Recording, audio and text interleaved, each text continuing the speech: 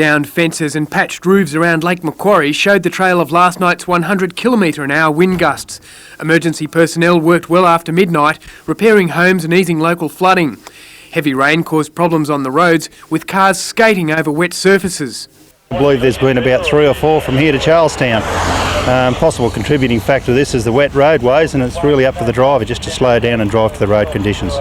A woman and her 2 small children were lucky not to be seriously injured when this car slid out of control on the Pacific Highway near Nords Wharf and rolled into bush. There was a young child, possibly 12 to 18 months old, in the rear of the vehicle.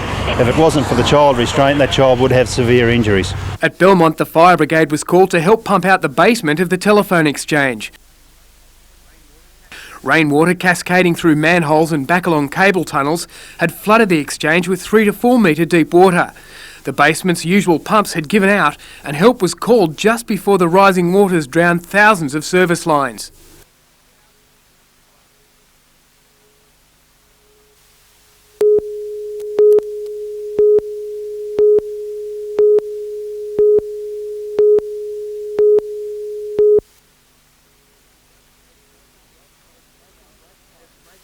It's make or break time for the Falcons, fighting to stay in the race for the NBL playoffs. From now on, we have 10 more games to go. Every game is a very important game for us. So this one at home, we got to get off this losing streak, and I think this will be the game we'll do it in. The traditional home ground advantage hasn't helped the Falcons recently, losing their last 4. They've gone down to good sides, but Newcastle must beat the struggling Geelong Supercats. I think we got to get more hungrier, and once we do that, I think we can play against anybody in the league. There has been some fitness scares, with Kuiper suffering the flu and Al Green a bruised windpipe, but both players should be okay by tomorrow night.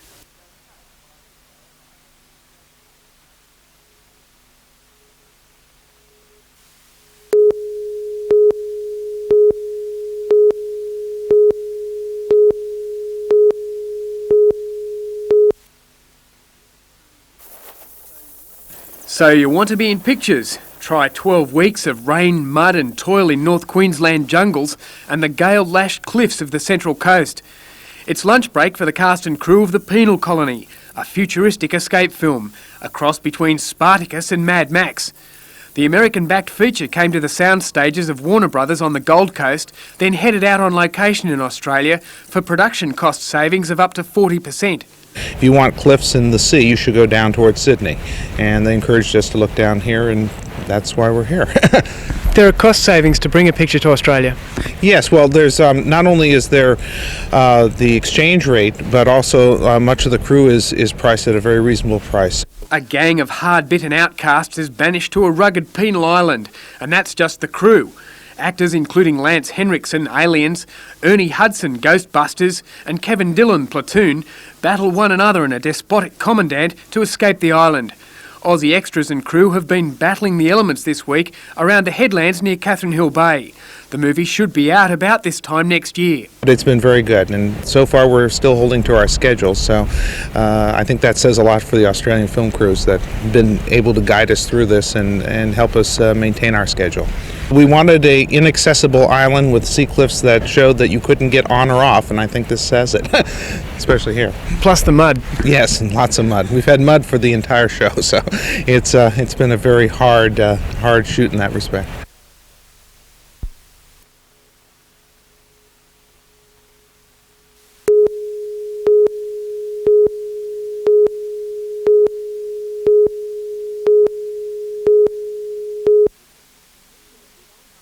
Six companies were invited to tender for the construction of the John Hunter Hospital.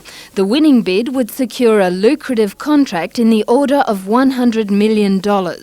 However, the New South Wales Public Works Department says that each of the tenderers colluded to add an extra $2.5 million to their price, the winning company then paying the 5 losing tenderers $500,000 each to cover tendering costs. The job went to McCloy Hutchison Proprietary Limited. During the recent Royal Commission into the building industry, it was disclosed that only part of the money was passed on to the losing tenderers, and that money has been returned to the Public Works Department. The department is now taking legal action against McCloy Hutchison for the balance, amounting to $1 million, claiming breaches of contract and breaches of the Trade Practices Act. The company says the department's allegations will be vigorously defended in court. Jane Anderson, NBN News.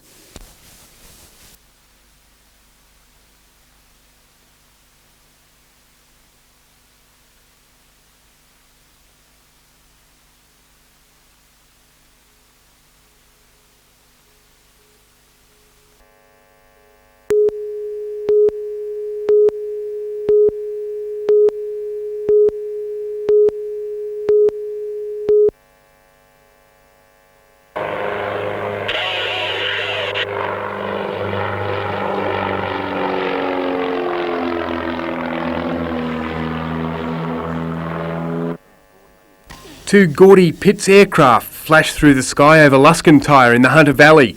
At the controls, Phil Unicum, the national aerobatics champion, and Dave Friedman, whose usual job is chief pilot for the region's rescue helicopter.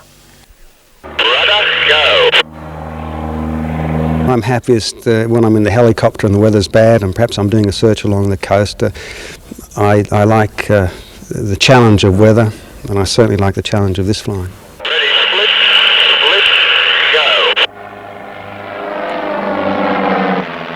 The pilots are something of an odd couple. Phil the hotshot, Dave cool-handed and precise, flying by the book. Phil certainly is a hotshot. I mean, he's won quite a few aerobatic championships overseas and here. For me, I find in the pit special doing the aerobatics very relaxing, and I certainly enjoy it.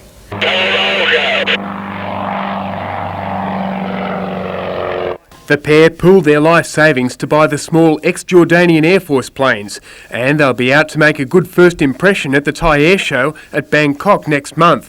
Phil and Dave will be rehearsing their routine over Newcastle Beach at noon tomorrow. Well, the teamwork's absolute. I mean, there are some of the flying sequences we do where there's absolute trust and faith in your partner that you're not going to come into collision. So teamwork and knowing the moods and style of the partner is very important.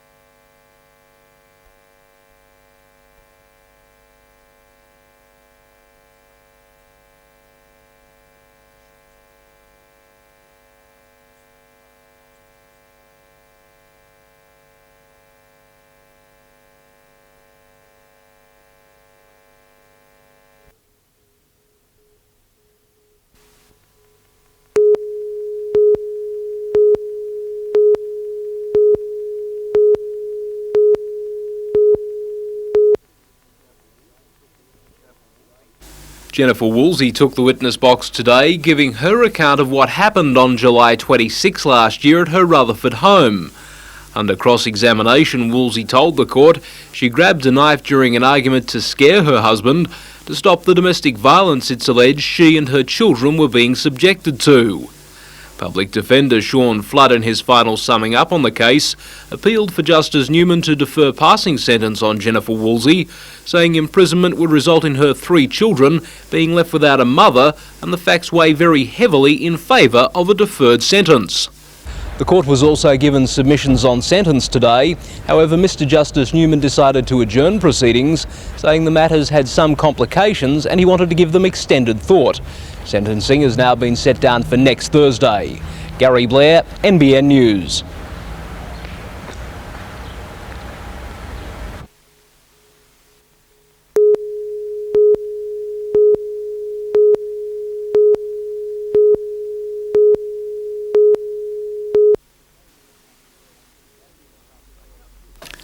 When it comes to tackling tough tasks, Australia now has a fair income homegrown vehicle for the job, the Ocker, which was trialled in Newcastle this afternoon. It was originally designed and manufactured for the West Australian mining industry, but has already seen strong local and international interest. Newcastle will be the East Coast distribution point for the Ocker, with strong inquiry already from the Hunter and Northwest. We've had a fair bit of interest from the mines and the cotton fields and also the wheat farmers and whatever around the Namoy Valley, a lot of the mines in our own valley here and also up in Queensland. Even though only 2 vehicles were used today, the company has a range of 6 designs. The mining industry puts work vehicles through punishing conditions. Ocker believes their 4-wheel drives will be able to sustain a work life of 5 years, much greater than most other vehicles. For a Newcastle company, there are already plans to recycle the Ocker.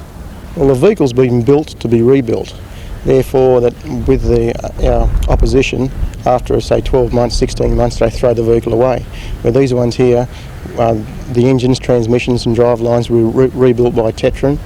Therefore, we're putting a quality product back in the vehicle and we should create more employment for the area. The Ocker will make its debut in Eastern Australia next week at the AgQuip at Gardner.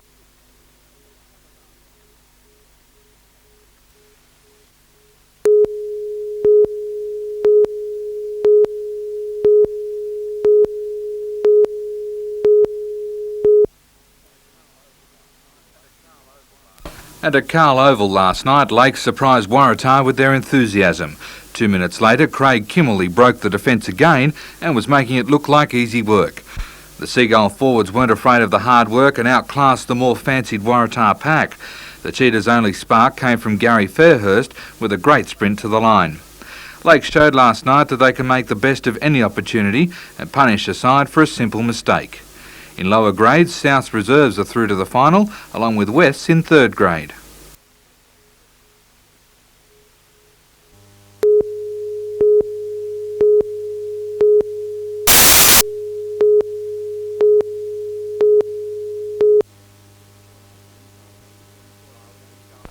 The trial in Newcastle Supreme Court began today with Malcolm Hungerford pleading guilty to the murder of Janice Gardner, whose body was found dumped near the Hunter River at Singleton in March this year. In a statement of facts presented by Crown Prosecutor Ian Lloyd QC, the court was told Janice Gardner was grabbed by Malcolm Hungerford as she walked to work. She was then forced onto the railway line at Singleton, where she was made to perform oral sex on the man. Hungerford then took Gardner to Rose Point Park, where she was again sexually assaulted and then bashed over the head with a rock 5 times. In a police record of interview following his arrest, Hungerford could give no explanation for his actions.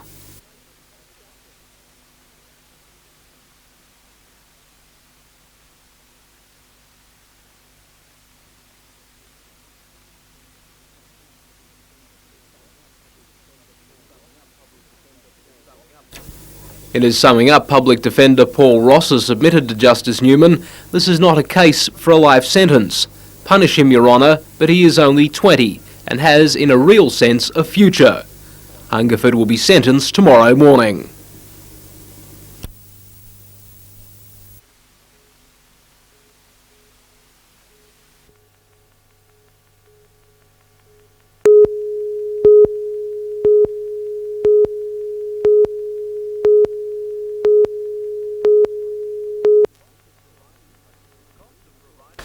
The cost of providing tug services in the Port of Newcastle has been under scrutiny by the Prices Surveillance Authority since its 1990 inquiry concluded there was an absence of competition in the industry. Releasing its latest report, the PSA says there's been a mixed result by the harbour towage industry, with lower operating costs, but a significant lowering of charges to shipping operators has failed to eventuate. The Port of Newcastle, however, performed favourably, with towage charges per tug only increasing marginally in the past year, with the result putting the port amongst the most competitive in the nation.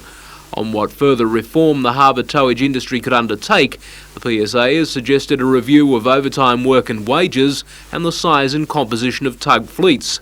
The pricing structure also came in for attention, with the authority saying it wants charges to closely reflect the actual cost of providing tug services.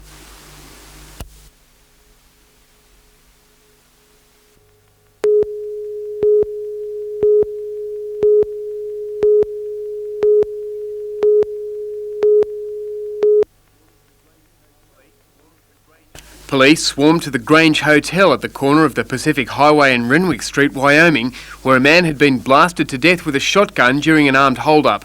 The victim, aged in his 60s, is believed to be well known in the area and was shot once in the chest. The bottle shop shooting happened around 4:30. Police are searching for a man aged in his 20s, of medium height, solid build and with brown hair. He's believed to have left the scene in a beige 1982 Commodore sedan with the number plate OUC 702. The car was travelling north on the Pacific Highway. Homicide police from Gosford and Newcastle are investigating the shooting.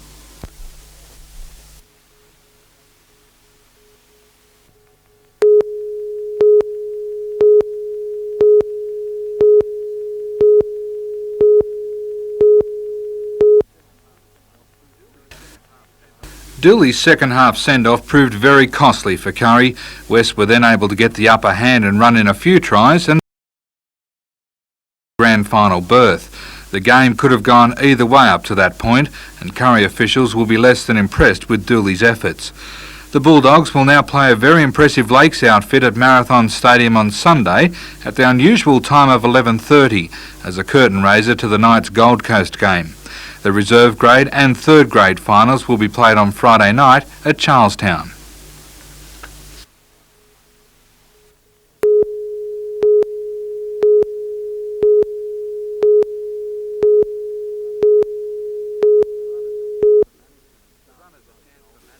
The run is a chance for management and staff to rub shoulders and build some healthy competitive spirit.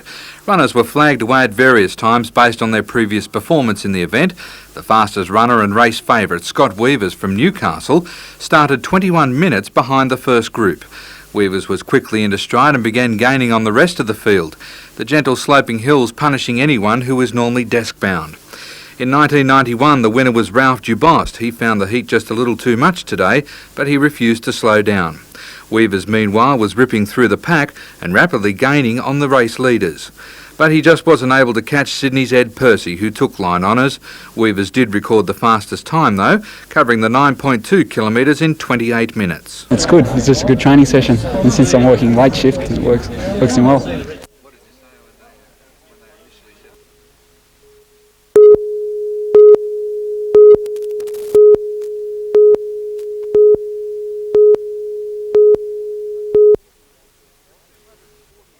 The 240-hectare block at Thornton, just southeast of Maitland, was once the site of a brickworks, sawmill and coal loading facility. But the latest move is to put in around 600 lots for light industry, a $60 million project which could create 2,000 jobs. This is a suburb we're creating exclusively for light industry, exclusively for people to work in. The suburb will be called Glenwood. It's expected businesses would be attracted to the site with the development of the freeway from Sydney. But I guess the completion of the F3 freeway certainly provides some impetus for businessmen in Sydney to relocate. Land is certainly cheaper here, and there's quite a large pool of unemployed people, and very skilled people at that.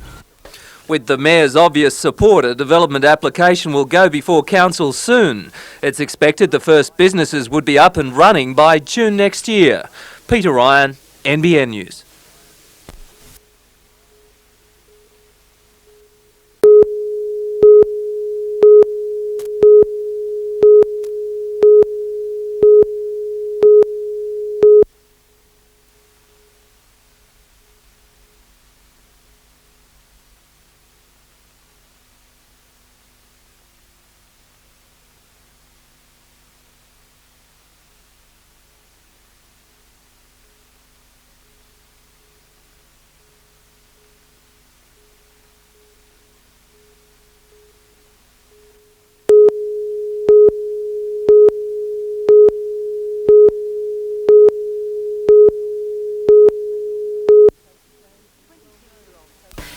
26-year-old Tracy James was well known in the Muswellbrook community. She worked part-time at Cheetle's, a long-established furniture store.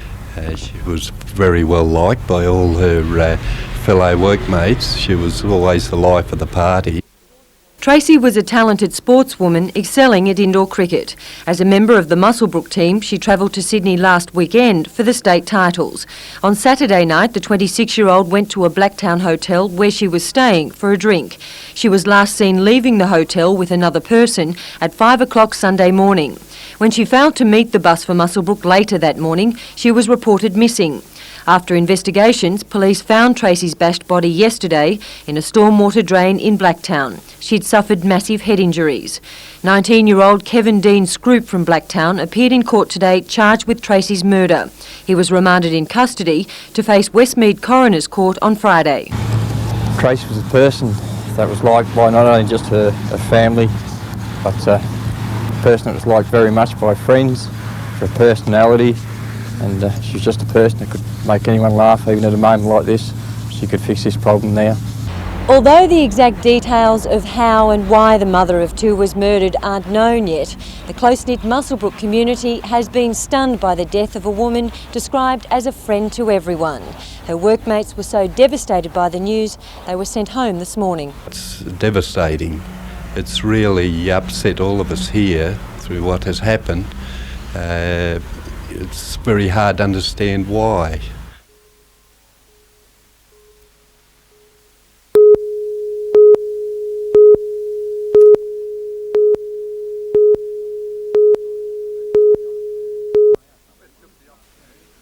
West took the opportunity to try out number 1 this afternoon. For most of the year, the sports ground is the premier Aussie rules ground in the area, but a simple remarking will transform it into a grand final league pitch.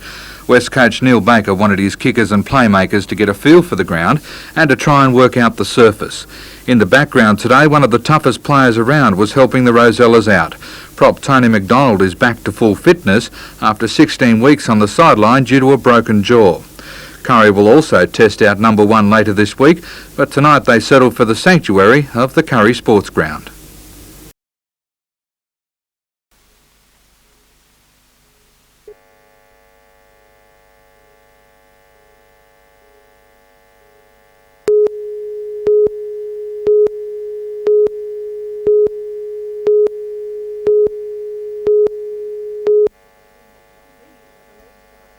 These are the legs of a former 145-kilogram junk food gobbling truckie.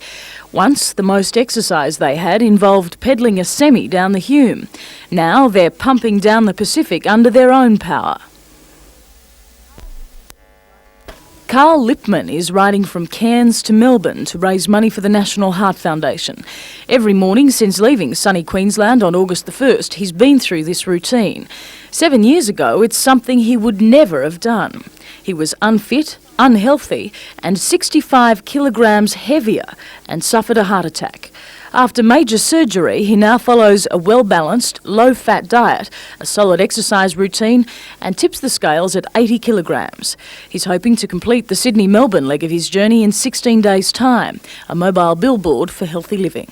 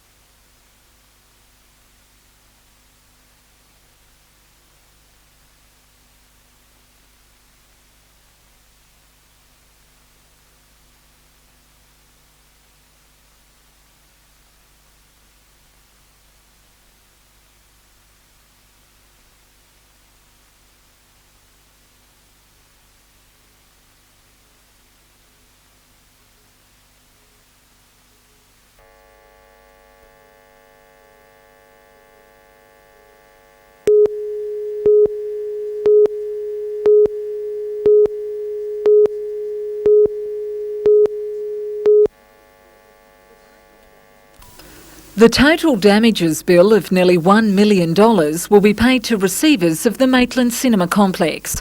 The building is on land used by the Aberdare County Council Gasworks 3 decades ago. Developing it's believed one statement of claim for damages was $6 million. Late last week, legal representatives from Maitland, Cessnock and Lake Macquarie councils agreed to each pay $300,000, including costs. Although settlement details are bound by a non-disclosure clause, the 3 councils involved say they're happy with the outcome. Cessnock's General Manager Colin Cowan said although his council was not aware of the problem until after the sale of the land, that under the circumstances, the result was the best council could expect in the ratepayers' interest. Lake Macquarie Council's outgoing Acting General Manager John Rankin, who disclosed the confidential amount at a council meeting, said it was a fair settlement, taking into account all issues involved. Maitland's Mayor Bob G said the settlement puts the matter to bed. No further legal action will be taken in respect to contamination on the site. It's believed the money from the out-of-court settlement will be distributed among a number of creditors involved with the now bankrupt Narian Holdings, the company which purchased the property.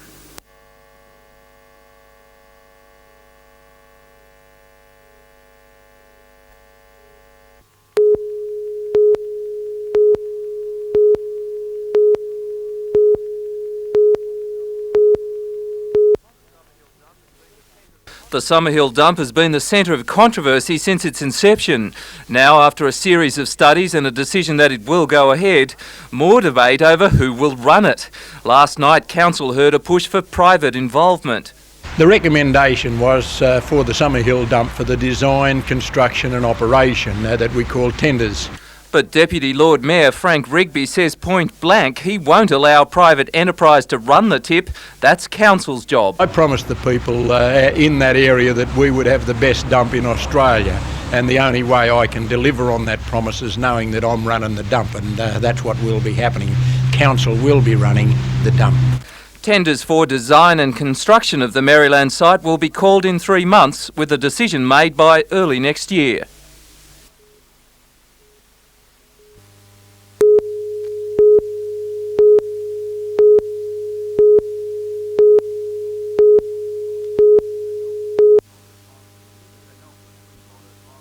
With the help of twin daughters Lauren and Melissa, Knights captain Michael Hagan finished up the packing this morning. The next 2 years of his family's lives will be spent in England while he plays for Halifax. The OS stint requiring some treasured memories get packed away. In his 5 years with the Knights, Hagan didn't miss one game. That's something I'm grateful for, and hopefully I can get through Sunday unscathed and continue that sort of record in England. Across town, Adrian Brunker was making some of his last deliveries. Despite flourishing business interests in the town, Brunker is quite happy to head to the Gold Coast after a kick against Manly a few weeks ago prompted a spate of vicious personal attacks. I've copped a fair bit of a bag, and actually my fuel lines got cut on my Orchie truck during the game on Sunday.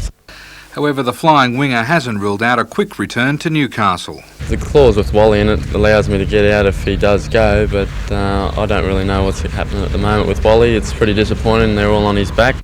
Tough forward David Boyd, also off to England, says he doesn't plan to come home and play again, so he expects a day full of emotion on Sunday against Illawarra. I probably would be lying if I said it would be easy to hold back a tear, but obviously it comes a day for everybody to give it away, and it's not always easy. It's been 6 years, and something that I can't just turn me back on. All three agree, though, they want to finish 1993 with a win.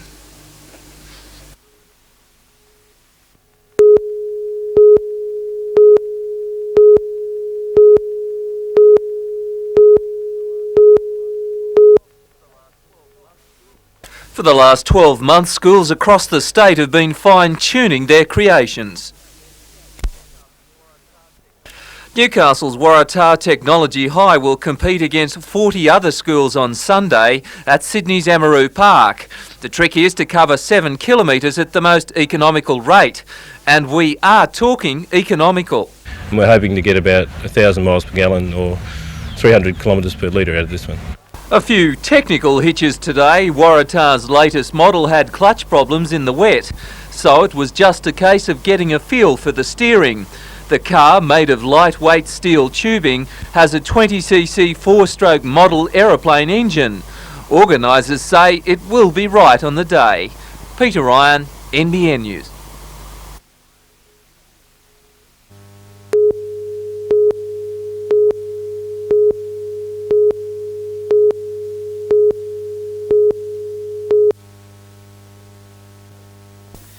There were some impressive performances early at the Manning Valley Sports Complex go-kart track. However, as the day progressed, things started to get messy.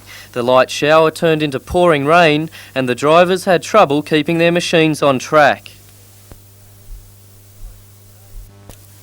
By midday, the surface had become so slippery that organisers called the time trial off. In a first for the motorsporting world, drivers received their grid positions out of a hat. In the light clubman division, Mark Blanche from Wingham was the first to have his name pulled out and will start in pole position tomorrow. In the heavy clubman division, Danny Berry of Taree was another lucky winner of pole position. The winding 700-metre dirt track is one of the best in Australia and will test the competitors as they travel at speeds of up to 100 kilometres an hour. Organisers say that the state titles will go ahead tomorrow regardless of weather conditions.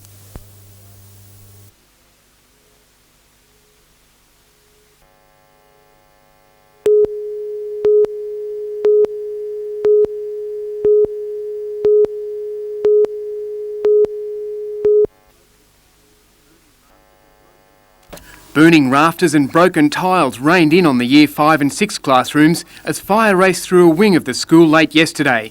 Parents, teachers and students arrived for the clean-up today. It's quite a traumatic event to have a fire through your classrooms, and it's not just a material cost, but I think that there's a lot of personal cost here with children's work being destroyed. Investigations point toward the fire being deliberately lit. The cost of damages has not yet been assessed and repairs could take months.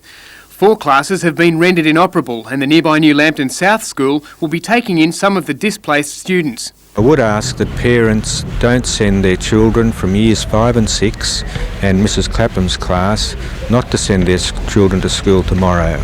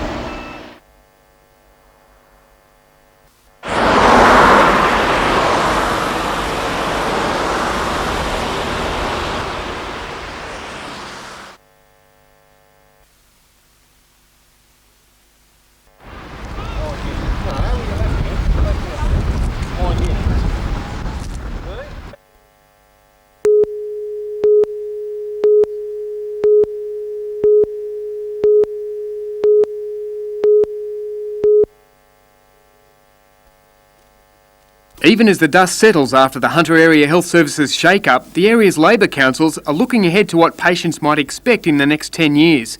Newcastle University collates health services statistics from around the state, and Dr Bob Gibbard offered an overview from his studies of health funding. The total funding that comes to the area from the state budget is not too inequitable. It's close to probably what it should be. A 20% increase by the year 2000 is expected to the Hunter's 170,000 patients treated each year, but more people are going to hospital for shorter stays. Private hospitals are catering for growing numbers of patients, but Opposition Health Minister Andrew Reff-Shorkey is concerned that some minority groups are being disadvantaged. It's the rich whose health status rises greater.